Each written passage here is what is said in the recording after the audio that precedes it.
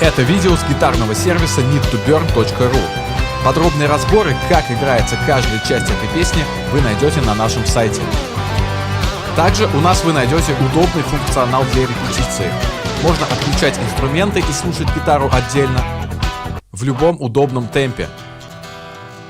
А также репетировать под минусовку, отключив гитару в аудиоплеере. Ссылка в описании.